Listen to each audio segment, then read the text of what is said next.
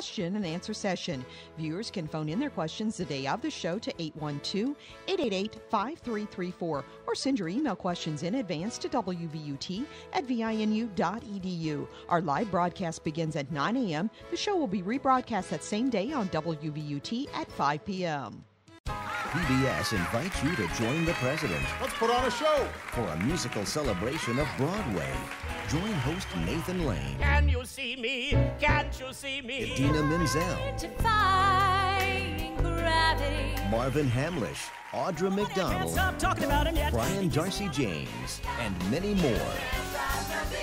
In performance at the White House.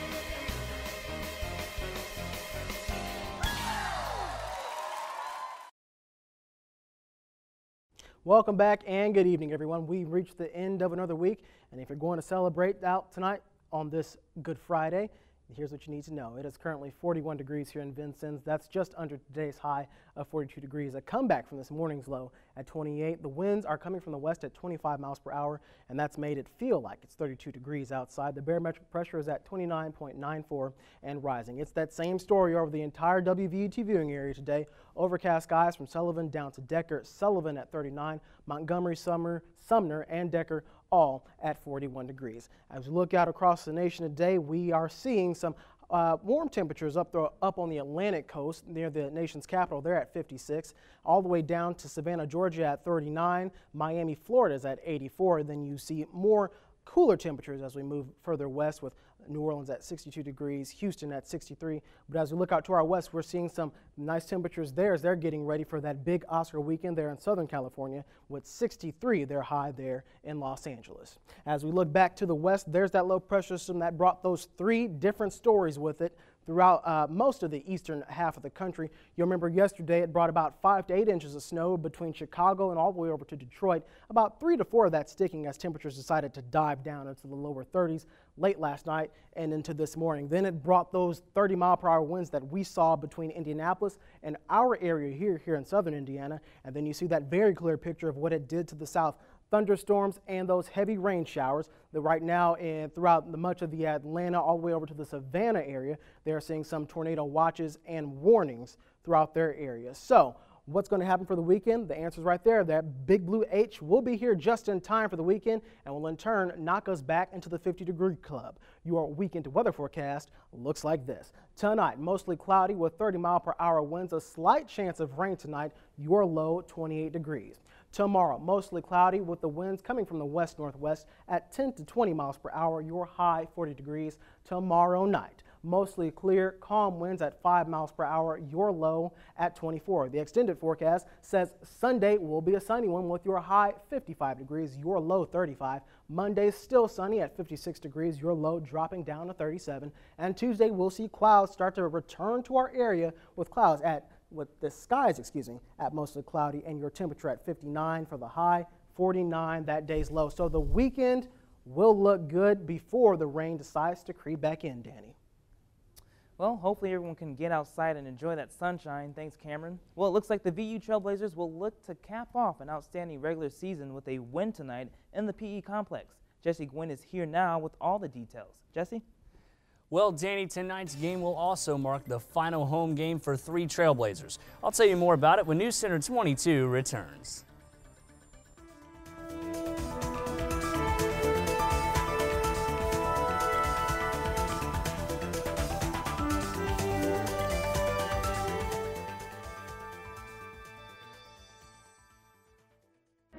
Here's a story about Minnie the Moocher. American Masters presents the band leader who wrote the book on cool.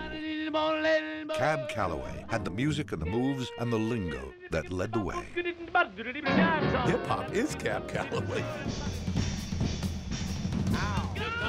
Look for Cab Calloway.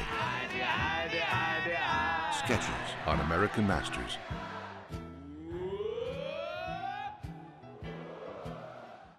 Next time on Frontline, inside the worst nuclear disaster of the century. Told by the people who were there. For the first time, the whole story. Inside Japan's nuclear meltdown a frontline investigation.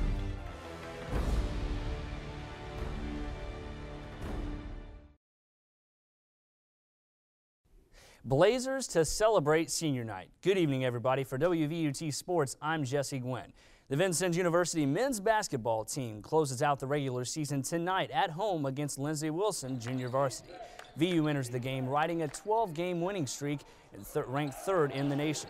The Blue Raiders check in with a 7-8 mark. The two teams have one common opponent in southeastern Illinois. VU dumped the Falcons 89-65 in the season opener, while Lindsey Wilson lost 103-65.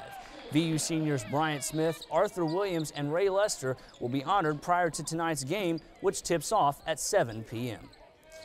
The North Knox boys basketball team couldn't put it in the hole last night and ended up losing to 7th-ranked Lagodi 56-38.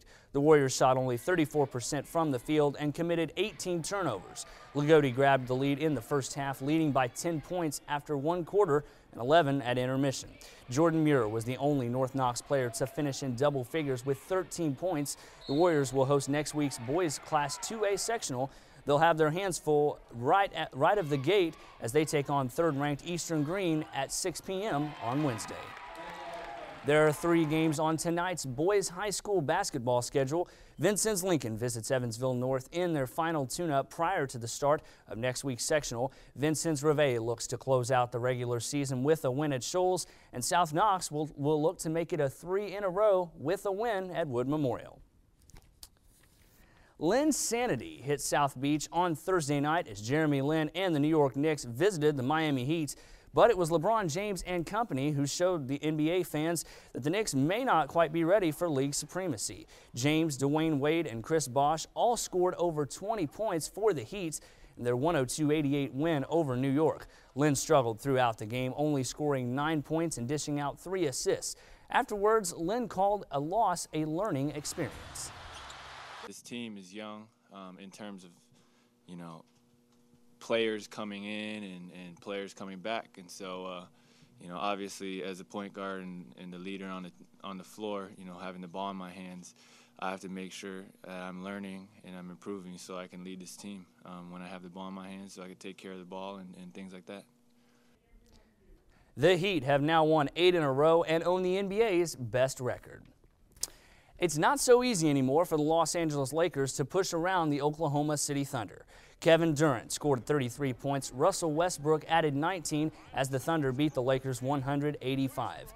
The Thunder pulled away in the second half to win their 2nd in a row against the Lakers, who won 8 of the team's previous 9 regular season meetings and knocked Oklahoma City out of the 2010 playoffs.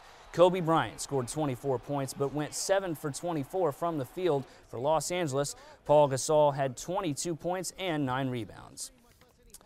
Reggie Miller has a chance to nail his legacy just as he did so many three-point shots. The Indiana Pacers, great with the smoothest of strokes, was announced today as a first-time finalist for the Naismith Memorial Basketball Hall of Fame. Miller, a 5-time All-Star, was joined as a first-time finalist by 5-time NCAA Final Four coach Rick Pitino, former NBA coach Bill Fitch, and 2-time Olympic gold medalist Katrina McClain. The 2012 class will be announced April 2nd at the NCAA Final Four in New Orleans. A finalist needs 18 of 24 votes from the Honors Committee for election. Now to baseball news. Reigning National League MVP Ryan Braun got some good news on Thursday. A baseball arbiter overturned Braun's 50-game suspension for testing positive last October for elevated testosterone. Braun had appealed the suspension, saying correct protocol had not been followed after his initial test. The ruling marks the first time a player has challenged a banning substance-relating ruling and won. NASCAR's Gatorade Duel got underway at Daytona on Thursday with lots of action in both qualifying races. Danica Patrick hit the wall hard in the backstretch during the first duel race, but would walk away from the wreck. She will need to use a backup car on Sunday, which means she'll be moved to the back of the field. Patrick says it's better to have happened now than on race day. Yeah, it felt like a pretty big hit, so I don't know what it looked like, but I'm really just bummed out that we didn't finish the last 2 corners, and instead we have a GoDaddy car in the wall and lots of damage, and I'm sure a backup. But what I said was that maybe the backup car would be faster. Tony Stewart eventually took the checkered flag in the first race, while Matt Kenseth passed and held off teammate Greg Biffle for the win in the second race. Carl Edwards has the pole position for Sunday's race. Finally in sports, our play of the day. It comes courtesy of last night's game between the Tampa Bay Lightning and Winnipeg Jets. The puck gets deflected over to the Lightning's Brendan Mickelson, who shoots, but the Jets' Andrei Pavelec makes the incredible save from his back. You have to see it again to realize that while on his back, Pavelec throws his left leg into the air to kick the puck away and also gives us our play of the day. Danny, that'll do it for sports. You have a great weekend. Thanks, Jesse. News Center 22 continues right after this. Stay with us.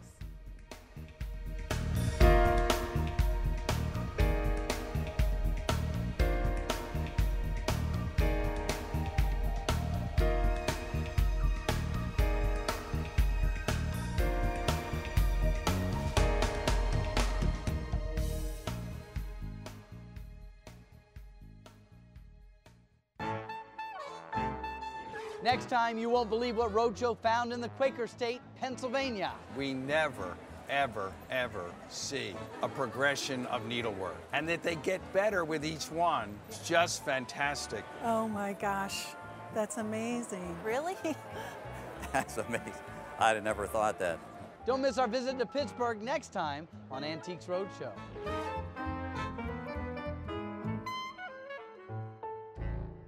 A shooting has been reported at an elementary school in Lancaster County. The shooter had already shot every single one of those girls. I was so thankful to God that I don't need to make a judgment on his soul. They're in our world, but they're not part of our world. They don't want to be like us. This life is just a speck in the sand compared to eternity.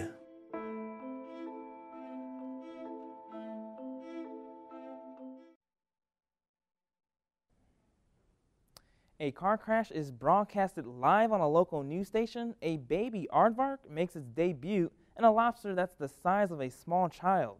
The video that will have you talking is coming up now, and take a look at this. Take a look at this, a car crash during a live newscast. When oil and gas prices go up, flight costs go up too, so we could see fewer people driving. The anchor with WFLA in Tampa pointed out the crash to the reporter on the scene who'd been covering rising fuel costs.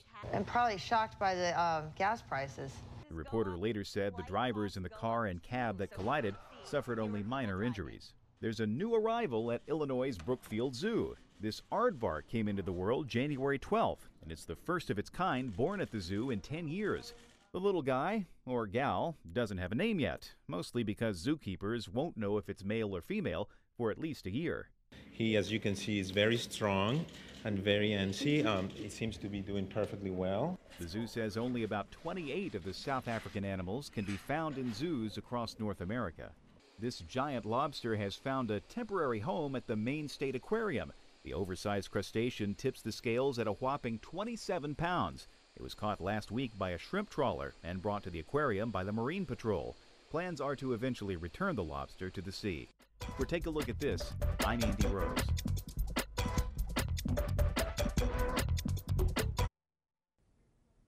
And that's all for this evening. For Cameron Riddle and Jesse Gwynn, I'm Danny Taborn. Have a great weekend.